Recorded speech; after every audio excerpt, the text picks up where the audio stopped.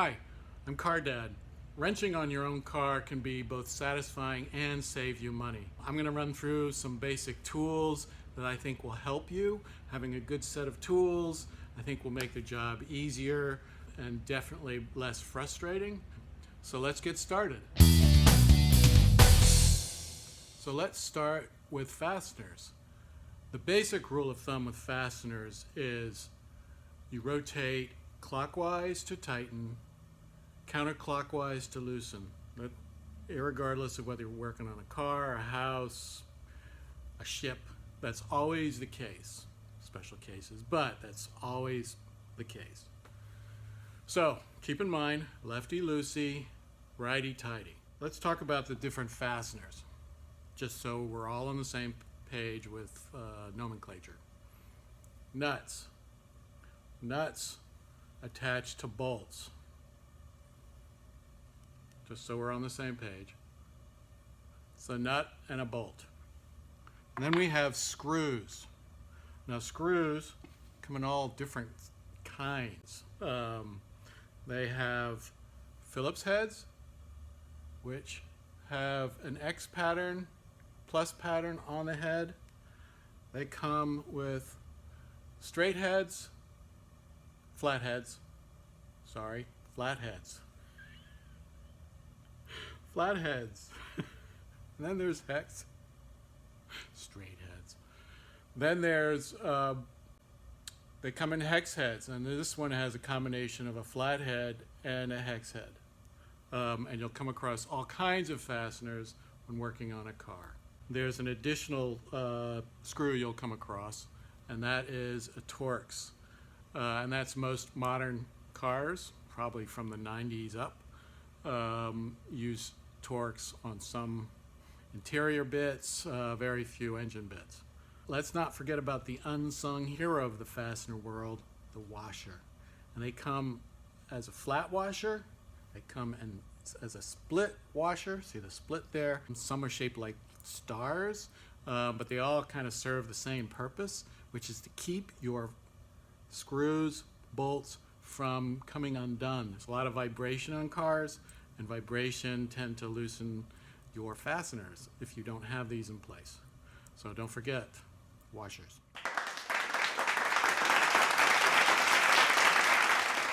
Arguably, the tool you use most is the socket set or ratchet set.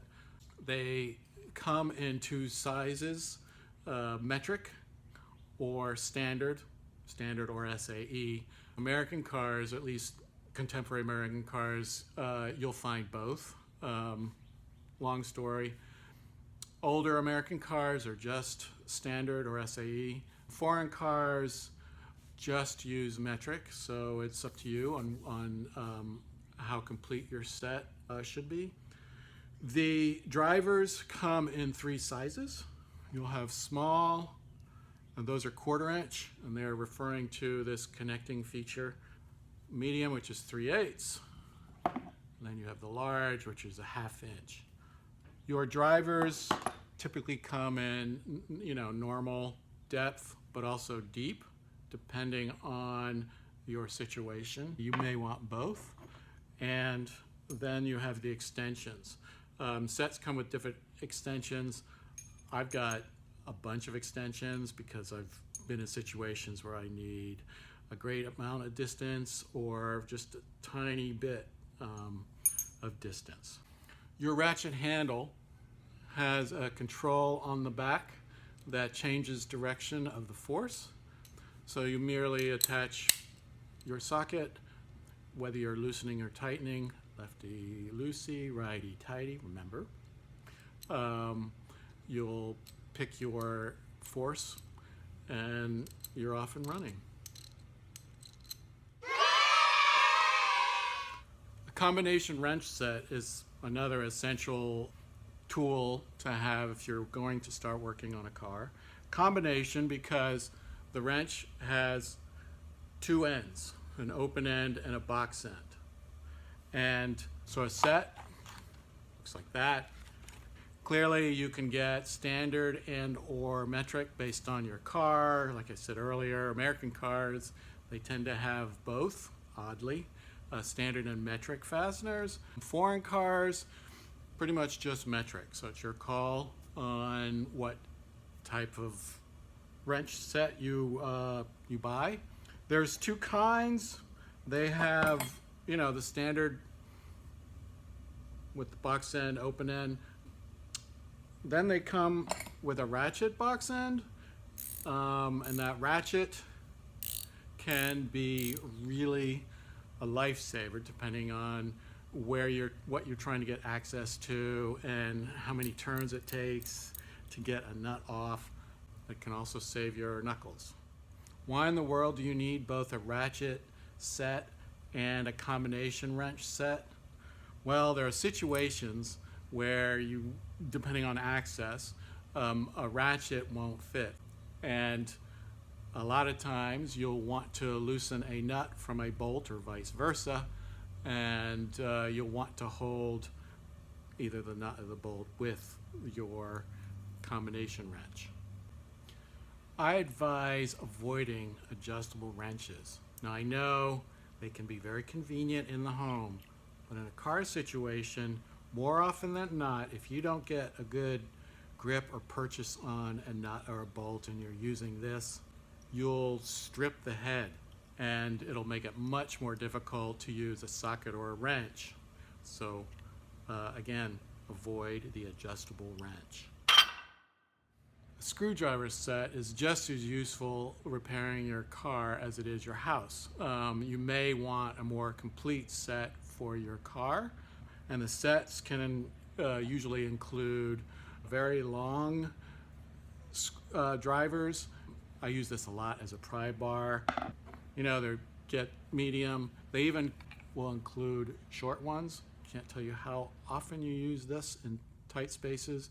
And they'll typically come in with flat heads as well as Phillips heads. And don't forget the Torx. The Torx, if you have a more modern car, you'll occasionally need a Torx driver. You'll want to have a complete set of pliers. Now I know you probably have a pair of pliers in the drawer in the kitchen in your house, but you'll want more than that. I'm not quite sure what this is called, but I use this a lot. Anyway, but a complete set will include different kinds of pliers for different situations. They also include typically wire cutters, and these are needle nose pliers. Can't tell you how often you will use needle nose pliers. In addition, a rubber mallet. You want to use a rubber mallet in a bunch of different situations, loosening a bolt, moving a little piece of metal. You don't typically want to use your claw hammer that you use for putting nails in a wall. They're not terribly safe in an automotive situation, and a rubber mallet will protect your tools as well as your car when you're beating them. Mechanical parts need to be cleaned and lubricated every so often, especially if you're working on a greasy part. You'll want some cleaners and lubricants. WD-40 is kind of a universal lubricant as well as a cleaner. It can be a cleaner, but if you're working on older cars, it's really good to have a penetrating fluid for rusty nuts and bolts. Brake cleaner is great at cleaning oily and greasy parts. It will clean them and dry really fast, as well as like a spray lithium grease or silicone in addition or instead of your WD-40. You want to get a hold of a good hand cleaning product. Dish soap doesn't work so well. Hand soap, pretty poor. Just keep in mind that most of these go on dry. So don't wet your hands first. Put this on your hands first, and then rub it, and then rinse it. You'll thank me. Your wife or husband, or mother or father will thank me as well. A work light is pretty important.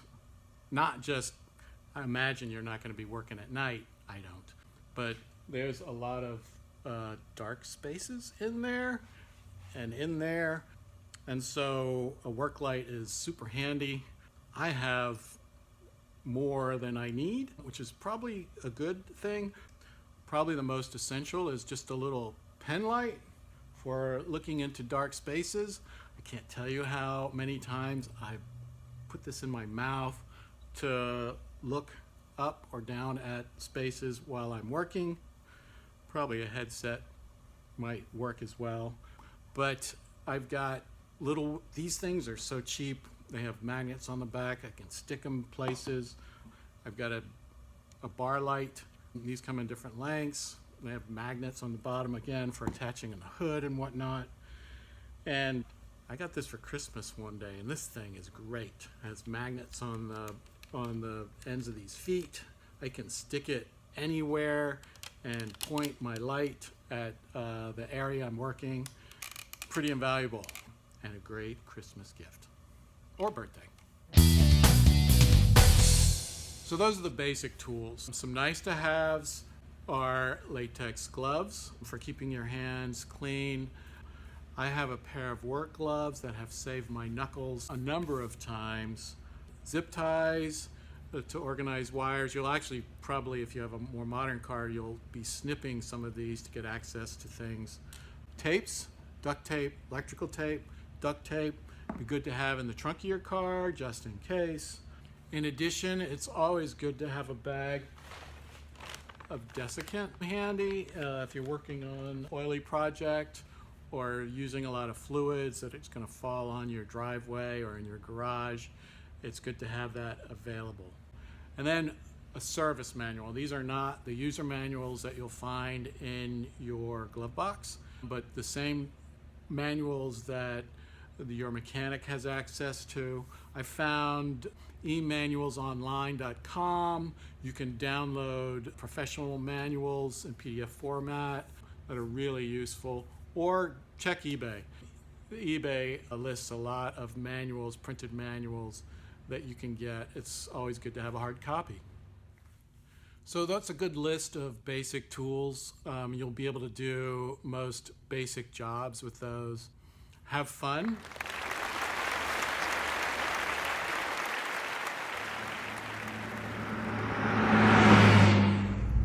I'm hungry.